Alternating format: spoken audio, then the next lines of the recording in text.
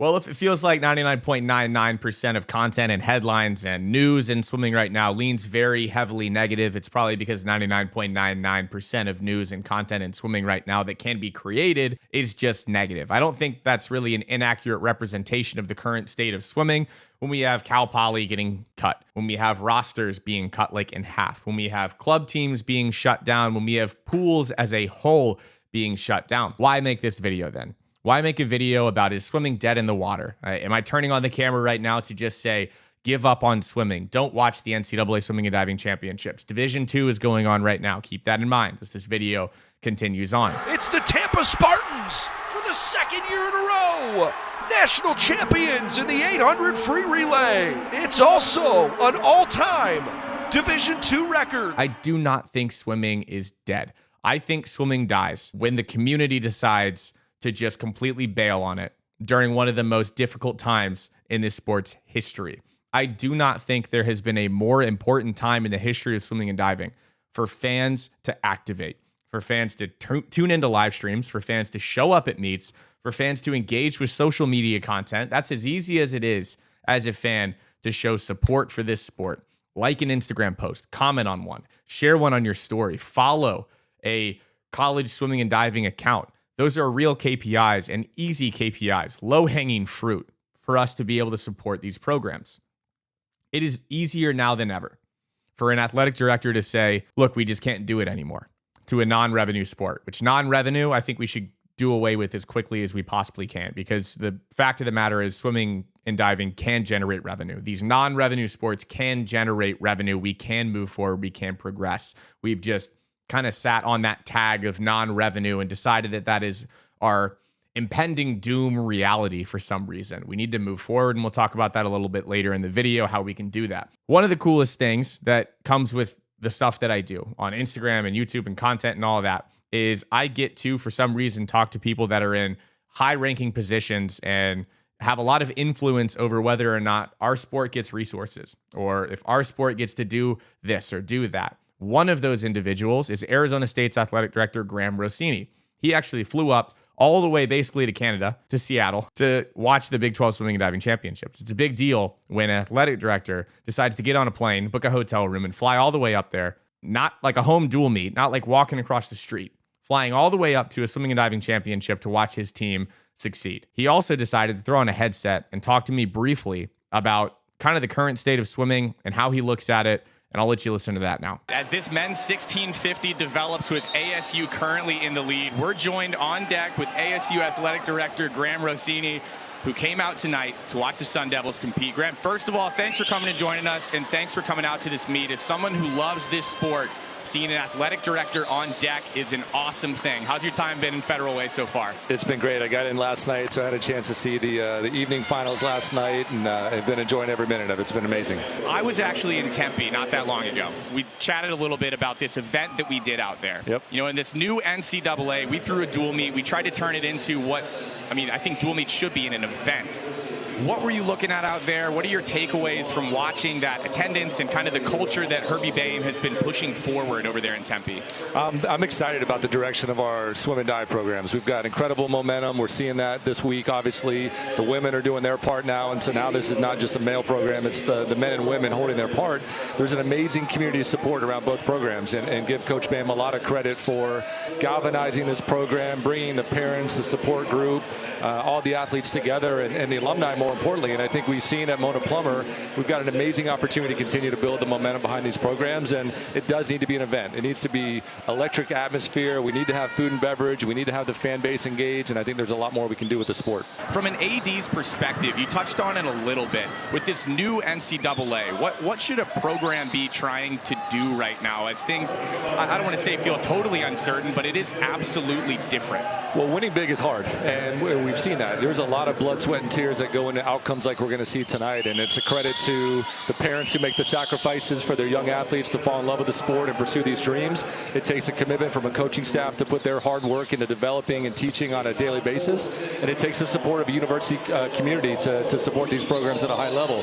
We're prepared to do that moving forward. We're adding significantly to our scholarships. We're making sure that our coaches have the resources that they need to recruit the best talent in the world to ASU, and we want to take winning seriously in these sports as seriously as we can for as long as we can. All right, last thing before I let you get back over there to enjoy this. If ASU does close this out, I don't know if you know about swimming. Typically, we see some people jumping in the pool. Are you getting in the pool? I'm getting in the pool. Awesome. They go. I'm in there. If we win this thing and they're in the pool, I'll gladly join them. Thank you again for being here. This is such an awesome thing to see as a swimming fan and someone that loves this sport. Keep doing what you're doing. It's awesome to see. Thanks so much for having a blast. So it's easy for an athletic director to throw on a headset and just say all the right things, right? Well, I got to talk to him afterwards, candidly, off the record, and he had even better things to say about his outlook on what college swimming and diving and non-revenue sports, which I still think we need to get rid of that tag, what that could look like in the future. It means that there is still something going on. There are going to be programs that are excited about swimming and diving, that are excited about certain sports, that want to throw resources at them. And there are going to be other programs that decide that this is a really easy situation for them to get out of getting in trouble for cutting a sport. What can we do as a fan base right now to ensure that our programs are becoming more valuable, to ensure that our programs are at least doing the best that they can to survive this NCAA collegiate sports apocalypse? And as a fan base as a whole with swimming internationally, what can we do? The low-hanging fruit that I talked about previously, like an Instagram post, it's as easy as that. It's a KPI that athletic departments, that governing bodies look at as an indicator of how much influence or how much opportunity there is in a sport. Comment on a post, follow pages, like just be a social media person and invest your social media time into swimming. Watch a live stream, go in person to a swim meet, comment on athletes' pages, like athletes' posts, engage with this sport consistently, and essentially just be a fan. I know it's way more difficult in swimming and diving to be a fan because we don't have those beautiful live streams like every night, or 3 times a night, or every Friday and Saturday. We don't really have that consistent structure, that consistent storytelling, which is kind of developing in the sport, but we don't really have it right now, which makes it a lot more difficult for everybody. I get that.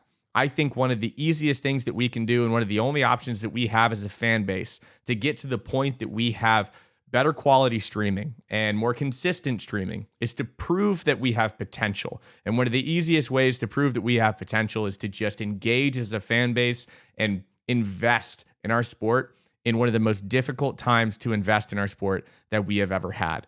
We're having careers cut short, which maybe I'll make a video on how to deal with that. If your career just got cut short, if you're a recruit trying to go through the recruiting process and one of the most difficult times that we've ever had in recruiting and swimming, I feel for you. It is incredibly difficult. And if anyone tells you that you're overreacting to the difficulty of the situation, they're lying, they're stupid, and you should tell them, I hate you, you're stupid to your face.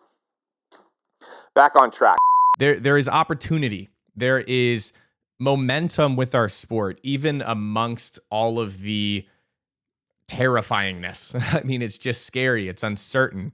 NCAA swimming is going right now. Division II NCAA championships are happening right now. Division I NCAA championships are around the corner. D3 is coming up. And then we're rolling into the summer and we're going to see what happens there.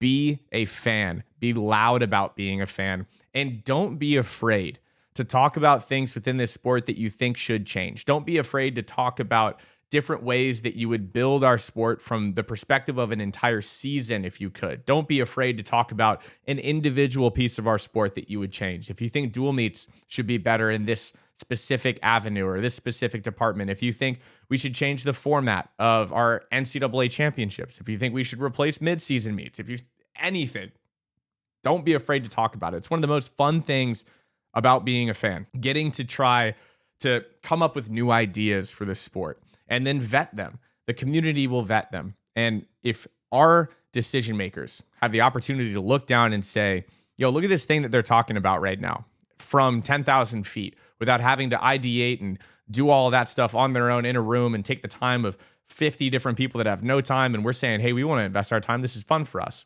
Tinker through this idea. Look at that. And then all of a sudden, it could happen. So if anyone tells you that talking about new ideas for a sport, just talking about them, vetting them, putting them out on the table is wrong and that our sport is perfect the way that it is, how about just go cherry pick one of 100 articles that have probably been posted within the last 3 months? Or how about you reach out to 5, 10, 15, 20 recent athletes that were just cut off their swimming and diving programs and ask them if the sport is perfect the way that it is right now. I think the answer to that question will be pretty plain, pretty obvious, and pretty consistent with all of those people that you would have reached out to. Is our sport dead? Absolutely not. Does our sport need to change? Absolutely it does. Let's talk about it in the comments section.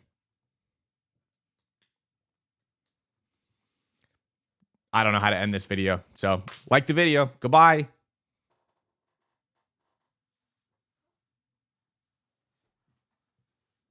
Couldn't get off camera.